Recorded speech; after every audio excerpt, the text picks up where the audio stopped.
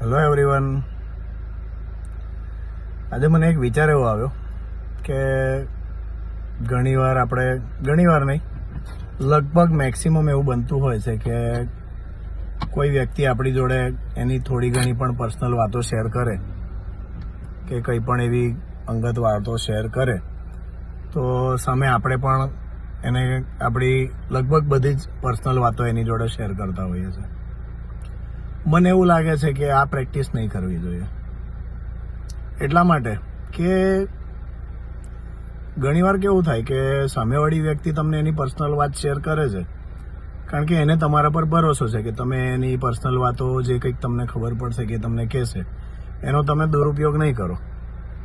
તમને પોતાને પણ તમારી પર કોન્ફિડન્સ છે કે તમે નથી કરવાના એની વાતોનો દુરુપયોગ. પર્સનલ જે કંઈક ઇન્ફોર્મેશન કે વાતો એ શેર કરે છે એનો દુરુપયોગ તમે નહીં કરો. પણ શું તમને એ વાતની ગેરંટી છે કે તમે જે કંઈક તમારી પર્સનલ વાતો શેર કરશો કે પર્સનલ ઇન્ફોર્મેશન શેર કરશો તમારા મન હલકું કરવા માટે, એનો સામેવાળી વ્યક્તિ દુરુપયોગ નહીં ઉઠાવે? શું એમાં તમે કોન્ફિડન્ટ છો? શાંતિથી વિચારી જોજો. જય શ્રી કૃષ્ણ.